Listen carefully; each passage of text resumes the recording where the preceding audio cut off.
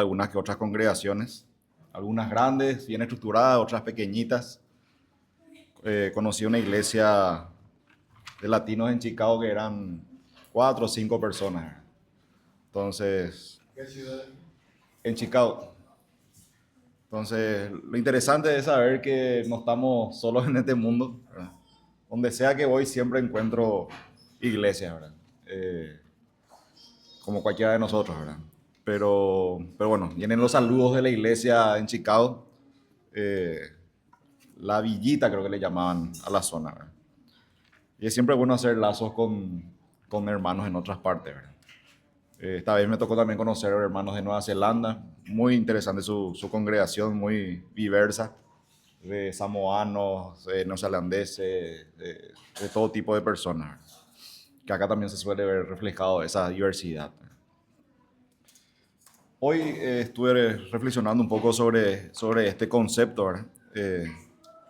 Del grano que cae a tierra y muere, ¿verdad? Que eso me llevó a pensar a algo que probablemente todos queremos, ¿verdad? Que es tener una vida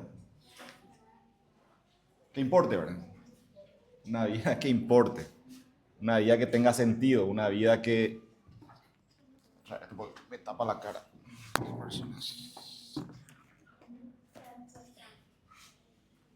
Una vida que tenga significado, ¿verdad? Que no tenga que ser algo mecánico que hacemos por repetición, que a veces ni entendemos por qué hacemos lo que hacemos, que eso termina muchas veces dándonos tristeza o depresión o desesperación, incluso en algunos casos.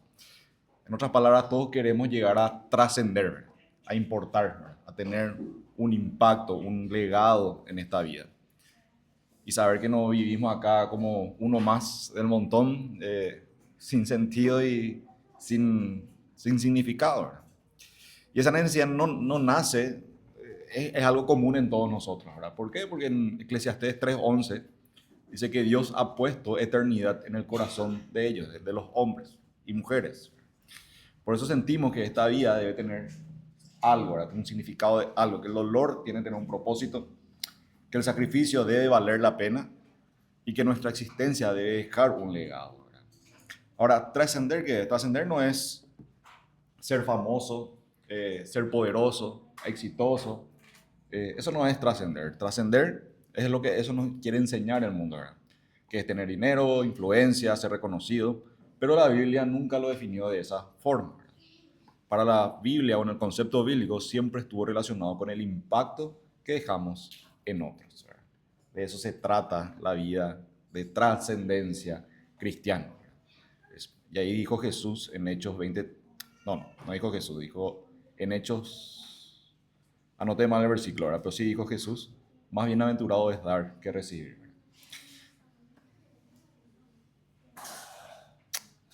El mayor gozo nunca aparece cuando acumulamos, ¿verdad? Que es lo que estábamos hablando recién, sino aparece cuando entregamos, ¿verdad?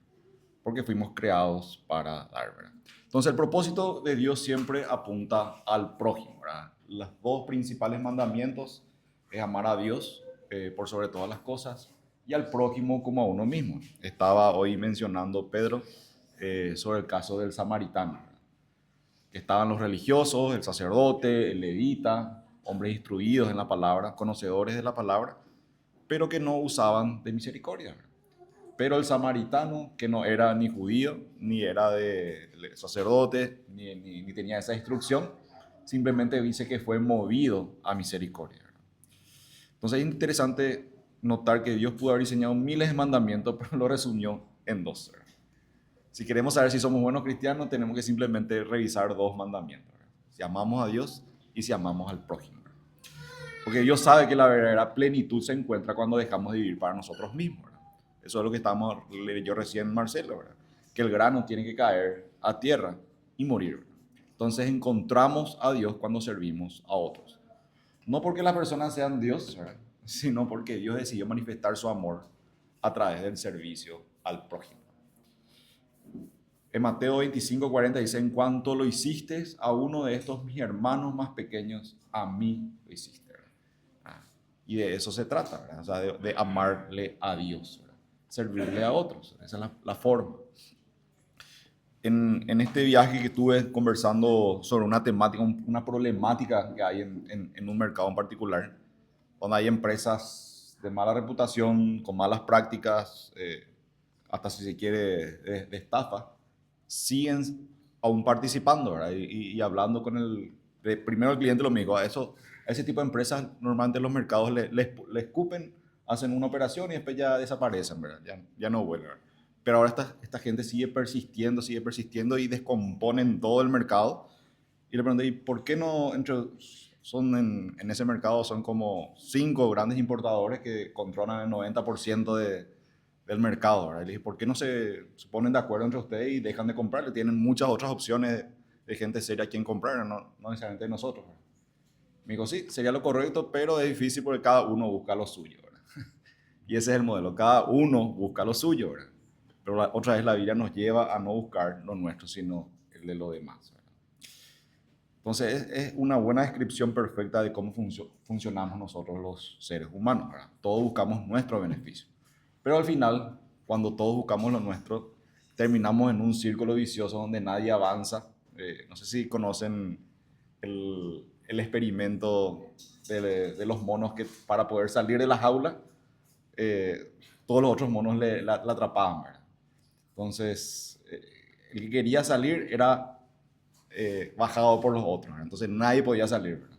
Pero si se ayudaban, todos podían ser libres, ¿verdad? Entonces, así como funciona ese sistema cuando buscamos lo nuestro, ¿verdad? Creemos que estamos tratando de progresar, pero finalmente nos estamos complicando la vida, ¿verdad? En Filipenses 2, 3, 4 dice, nada hagáis por contienda o por vanagloria, no mirando cada uno lo suyo propio, sino cada cual también por los otros. Entonces, hay una libertad que viene con nuestro cristianismo, con nuestra vida de fe, de iglesia, como hijos de Dios, pero tenemos que ser conscientes que esa libertad trae también una responsabilidad. Hay un peso de responsabilidad. Yo creo que todos alguna vez soñamos con ser independientes, ser nuestros propios jefes, eh, guiarnos por nuestras propias decisiones, etcétera, tener nuestra empresa tal vez.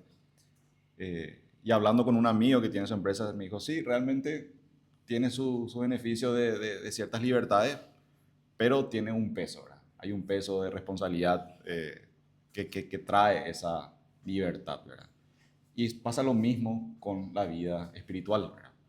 Tenemos esa libertad del pecado, tenemos esa libertad de poder vivir con una conciencia limpia, saber que tenemos esperanza, que podemos estar aquí por elección y no por imposición, pero tiene un peso de responsabilidad, ¿verdad? Que tener esa conciencia también limpia de que realmente amamos a Dios sirviéndole a los demás, ¿verdad? Entonces en Gálatas 5:13 ya lo dijo, no uséis la libertad como ocasión para la carne, sino servíos por amor los unos a los otros. Cuando dice ocasión para la carne es nuestros deseos de buscar lo nuestro, ¿verdad? Mi deseo, ¿verdad? En el momento, como quiero, cuando quiero, etc. Entonces la libertad del reino siempre termina en servicio. Y ese servicio es lo que tenemos que buscar y lograr esa libertad que se traduzca en servicio en una transformación cuando morimos, ¿verdad? ¿Morimos a qué? Importante siempre notar que la Biblia tenemos que mirarlo con ojos, con un panorama espiritual, ¿verdad? Con una visión espiritual, ¿verdad? Porque si tomamos todo literal, nos vamos y nos suicidamos todos, ¿verdad? Que evidentemente no es lo que quería Jesús, ¿verdad? Jesús estaba buscando que entendamos que tenemos que morir, que significa una transformación, ¿verdad? Nunca fue el hecho de que termine tu ser, tu forma de ser, tu carácter, tu identidad, sino que seamos transformados, ¿verdad? Transformados, ¿verdad? Si el grano no muere, queda solo, pero cuando muere, produce mucho fruto, ¿verdad? Es decir, cuando es sembrado, ¿verdad? Pasa por ese proceso de transformación, ¿verdad? Y esa transformación normalmente conlleva esfuerzo, conlleva cierto nivel de dolor o incomodidad o sacrificio, ¿verdad? Y de eso se trata, ¿verdad? Pero lleva mucho fruto, ¿verdad? Y ese mucho fruto produce gozo. Entonces Dios nunca nos llamó a una muerte como final, sino nos llamó a una muerte como transformación. Morir al orgullo, al egoísmo, a la necesidad de tener siempre la razón, al yo primero, ¿verdad? Entonces, cuando hacemos esa siembra, ¿verdad? Cuando hacemos que muera el egoísmo, que muera nuestro enfoque de yo primero, ahí cuando aparece el fruto espiritual, ¿verdad? Ya Pablo decía, con Cristo estoy juntamente crucificado, ya no vivo yo, sino Cristo vive en mí, ¿verdad? En Romanos habla en capítulo 8, ¿verdad? Que si hacemos morir las obras de la carne por el Espíritu, o sea, con la fuerza del Espíritu Santo, entonces ahí vamos a vivir, ¿verdad? Y es importante, siempre quiero recalcar que es importante que no alcanza con saber, ¿verdad? No alcanza con saber, ¿verdad? Vivimos en una época donde hay demasiada información, ¿verdad? Escuchamos predicaciones, tenemos acceso a la Biblia, libros, conferencias, capacitación, todo, ¿verdad? Tenemos un montón de contenido cristiano para consumir, que está súper bien, pero conocer no transforma solamente, ¿verdad? O sea, es un paso importante, pero comienza la transformación cuando obedecemos, ¿verdad? Cuando ponemos por obra. Sed hacedores, decía Santiago 1, 22, sed hacedores de la palabra, no tan solamente oidores, ¿verdad? Es demasiado fácil caer en engañarte, pensando que porque vinimos y leímos la palabra de Dios y nos emocionamos un rato el domingo, estamos bien con Dios. No. Dios quiere ver que realmente esa linda y sana emoción de conocer la palabra de Dios, de reconocer el valor que hay en el sacrificio de lo que hizo Cristo por nosotros, en el amor que tiene Dios por nosotros, se traduce en una acción en particular, ¿verdad? También en Santiago dice 2:17, la fe si no tiene obras está muerta, ¿verdad? Entonces, hoy todos tenemos algún sueño, estamos convencidos, estamos inspirados, pero hay veces que somos pocos o son pocos los que hacen, ¿verdad? Son pocos, no me incluyo entre los que hacen, ¿verdad? Es un desafío, ¿verdad? Es un desafío que quiero traer hoy para todos nosotros de hacer algo más, ¿verdad? Hacer algo más. Entonces Dios nos llama claramente a actuar hoy, ¿verdad? Muchos viven y vivimos a veces esperando el momento perfecto, ¿verdad? Otro gran engaño.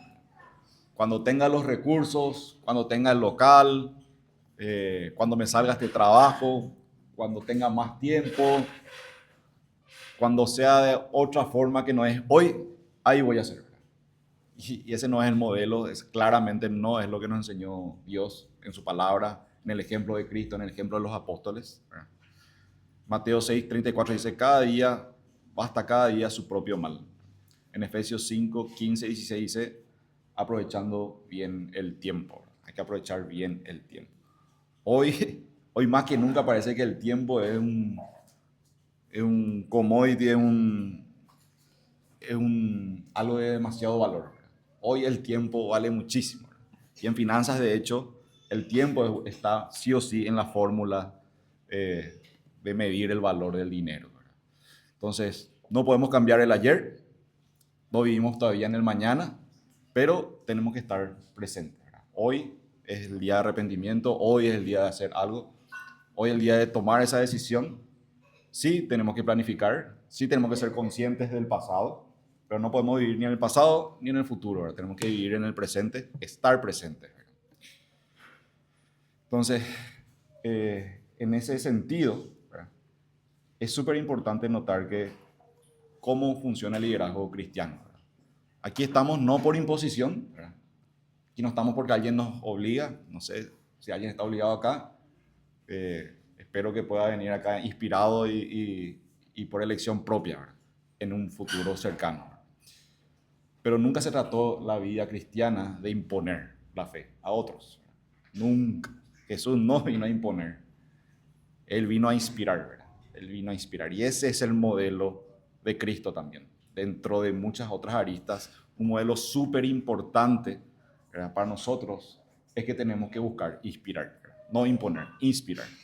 Imponer es, yo tengo la razón, vos estás equivocado, tenés que hacer de esta forma, tenés que irte a la iglesia todos los domingos. Que en cierta manera con nuestros niños es parte de la educación cristiana, pero estoy hablando de esa inspiración también a los niños, pero también a los adultos, ¿verdad? A las personas que justamente ya tienen esa capacidad de elegir por sí mismo qué hacer, ¿verdad? Ya no alcanza con la autoridad, ¿verdad? Hoy hay una crisis justamente en este sentido en las empresas, ¿verdad? Que es lidiar con la gente, ¿verdad? Porque ya no alcanza con tener autoridad, ya no alcanza con tener jerarquía, ¿verdad? No alcanza, se va la gente, busca otra opción, renuncian o se descompone el ambiente. Hoy más que nunca se nota esa necesidad de un modelo de liderazgo que inspire, ¿verdad? Que motive a hacer algo sin tener que estar impuesto, ¿verdad? A nadie le gusta vivir con una imposición, ¿verdad? Entonces, en ese sentido tenemos que tratar de aprender cómo llevar ese modelo a otros de inspirar, ¿verdad? ¿Y cómo inspiramos? Inspiramos con coherencia, ¿verdad? Inspiramos con pasión, pasión y coherencia, ¿verdad? Que es lo que tenía Cristo, ¿verdad? Tenía una gran pasión por hacer la voluntad de Dios, pero era muy coherente entre lo que decía y hacía, ¿verdad? Y eso es lo que nosotros tenemos que buscar, ¿verdad? En Marcos 10, 43 al 45 dice, el que quiera hacerse grande entre vosotros será vuestro servidor. Que era en el contexto cuando todos estaban discutiendo quién iba a ser el mayor entre los apóstoles, ¿verdad? Y ahí Jesús le bajó la caña, como decimos nosotros coloquialmente, y le dijo, mira, el que quiera ser grande va a ser el mayor de los servidores entre ustedes, ¿verdad? Que más le va a servir a los demás, ¿verdad? Entonces el liderazgo cristiano, ¿verdad? No nace del cargo, nace del ejemplo. En 1 Tesalonicenses 5, 12 al 13 dice, les pedimos, hermanos, que sean considerados con los que trabajan arduamente entre ustedes y los guían y amonestan en el Señor. Ténganles mucho respeto y de todo corazón demuéstrenles por amor por la obra que realizan. Y de todo corazón demuéstrenles amor por la obra que realizan, ¿verdad? Entonces, hoy el mundo y las personas y nuestros prójimos necesitan menos autoridad y necesitan más autenticidad, ¿verdad? Es lo que tenemos que buscar. Hay que ser auténtico. Auténtico no es vestirse diferente, hablar diferente. Es parte, sí, tal vez. Pero ser auténtico es por sobre todo ser realmente cristiano, de verdad, ¿verdad? Cristiano que tiene ese coraje de enfrentarse a momentos incómodos, coraje de enfrentarse a peligros por causa de la fe, ¿verdad? Como lo hicieron muchos cristianos que llegaron hasta perder su vida por causa de la fe, pero la ganaron, ¿verdad? La ganaron finalmente en el sentido espiritual. Entonces, esa es la forma de inspirar, yo considero, de acuerdo al modelo que encuentro en la Biblia, que es ser realmente auténtico, coherente, que lo que creemos, hacemos, ¿verdad? Y eso es algo realmente desafiante, ¿verdad? Un filósofo muy conocido, tanto en el mundo cristiano como no cristiano, Kierkegaard, no me acuerdo ni cómo se pronuncia, ¿verdad? Pero creo que saben de quién hablo. Él decía que los cristianos son los más... él es cristiano, ¿verdad? Pero decía en una forma autocrítica, los cristianos son los más estafadores, ¿verdad? Porque leen la Biblia y dicen que no la entienden. Dicen que no la entienden, pero es una mentira, ¿verdad? Según él, era su opinión, ¿verdad? No la entienden porque si reconocen lo que entienden, van a estar obligados a actuar de una forma que tal vez ellos no quieren, ¿verdad? Y yo creo que tiene mucho sentido, ¿verdad? Realmente para mí la Biblia no es tan complicada de entender. Claro que hay pasajes más difíciles o menos, pero el contexto general de lo que quiere y lo que busca de nosotros es demasiado claro, ¿verdad? Ya hablamos que Dios resumió en 2 mandamientos lo que tenemos que hacer para ser expertos de la palabra de Dios, para ser aprobados por parte de Dios, para ser buenos cristianos, ¿verdad? Entonces, es dejar un poco nuestro yo, lo que nosotros queremos, y dar un poco más hacia afuera, ¿verdad? Es un poco de morir cada día, planificar cada día cómo lograrlo, cómo hacer ese esfuerzo de sacrificar un poco de sueño para orar más, para leer más, para servir más, para hacer algo más, ¿verdad?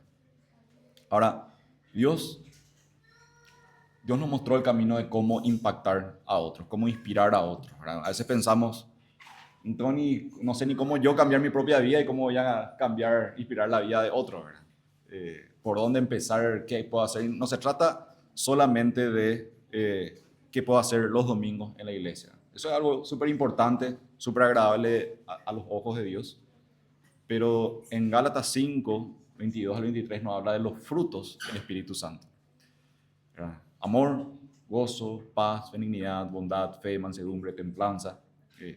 Todos esos frutos espirituales son las formas de inspirar. Eso es ser coherente con nuestra fe, ¿verdad?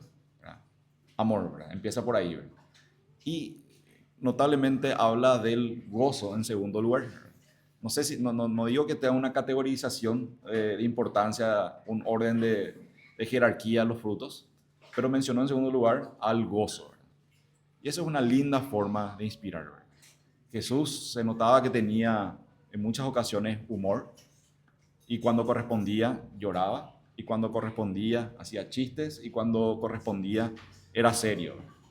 Pero el gozo es algo demasiado importante y característico que realmente deberíamos tener si queremos ser coherentes. No estar todo el día enojados, no estar todo el día irritables, todo el día malhumorados y gruñones, ¿verdad? Hay momentos para eso, claro que sí, pero nuestra vida debería reflejar gozo, y el gozo es algo sumamente contagioso. Todos le llaman al que siempre es el alma de la fiesta, ¿verdad? Todos le quieren tener el domingo o el sábado o el día que se reúnan a ese que es alegre, a ese que hace chista, a ese que siempre está de buen humor, ¿verdad? Y el que es malhumorado normalmente tiene uno o dos amigos, ¿verdad? Porque le quiere, porque le quiere, ¿verdad? Pero al que es gozoso, al que siempre está alegre, al que transmite esa buena vibra, como se dice hoy, a ese a todos le quieren tener cerca, ¿verdad?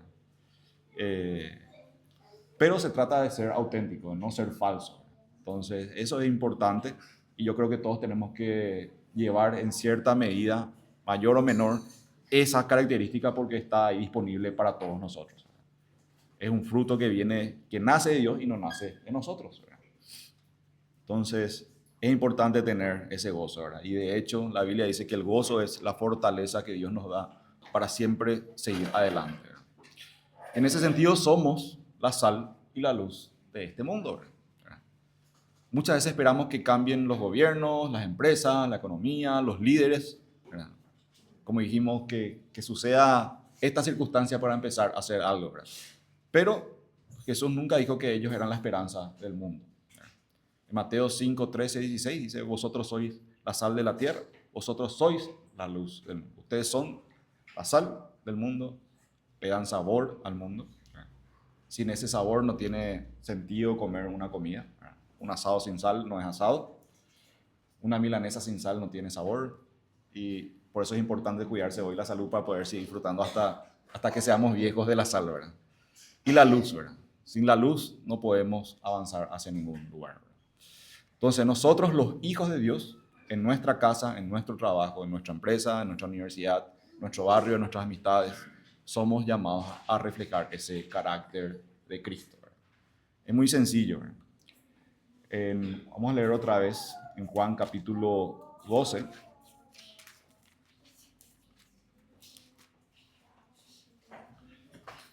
De cierto os digo que si el grano de trigo no cae en la tierra y muere, queda solo.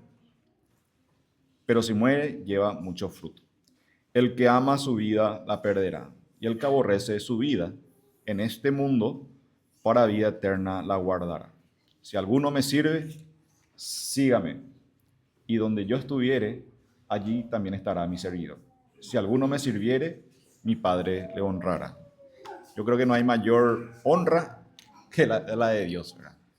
Algo que le había reclamado Jesús a los fariseos, ¿verdad? Era: ¿cómo ustedes pueden decir que le aman a Dios si realmente lo que ustedes aman es la honra de los unos a los otros, ¿verdad? Y realmente esa es una forma también de buscar esa autenticidad que inspira, ¿verdad? Cuando realmente nos importa más Dios que cualquier otra situación, que cualquier otro beneficio, ¿verdad? Cuando tenemos claro, ¿verdad? Tenemos claro que por encima de caerle bien a alguien, tenemos que caerle bien a Dios, ¿verdad? Y caerle bien a Dios significa amarle a esa persona que tal vez te quiere forzar, te quiere manipular a hacer algo de una forma que probablemente no es la correcta, ¿verdad? Entonces hay que tener bien claro que hay que tener siempre esa misericordia, y esa misericordia se trata de agradarle a Dios para poder hacer lo correcto para esa persona, ¿verdad? Dios siempre buscó lo mejor para nosotros, y tenemos que confiar en Él, de que amarle a las otras personas es amarle a Dios por sobre todas las cosas. Y en ese sentido vamos a buscar la manera sabia, la manera oportuna, la manera correcta de darle ese beneficio a otros. Entonces quizás hoy no podemos cambiar el mundo entero, pero sí podemos cambiar el mundo de una persona. Y eso tiene un valor infinito. ¿Verdad? ¿Por qué? Porque Dios dio la vida de su único hijo por cada ser humano. Y cuando una persona se convierta a Dios, dice que hay fiesta y gozo en el cielo. Entonces, con una persona que influyamos para bien, estamos haciendo algo gigantesco, algo de demasiado valor. Tiene valor, tiene importancia, tiene trascendencia. Y si logramos hacer eso en una sola persona, el gozo de Dios se derrama en nuestros corazones. Pero si estamos toda la semana buscando lo nuestro descanso, nuestra prosperidad, lo nuestro, ¿verdad? Terminamos atrapados en un círculo vicioso que no nos lleva a ningún lado. ¿Verdad? Entonces, si queremos ser felices, ¿verdad? Tenemos que buscar hacer algo positivo por alguien más. ¿Verdad? Una ayuda, un acto de generosidad, un perdón, una palabra de ánimo, algo, ¿verdad? O algún servicio, lo que sea que podamos hacer esta semana por alguien, adelante. ¿Verdad? Que Dios le bendiga. Amén.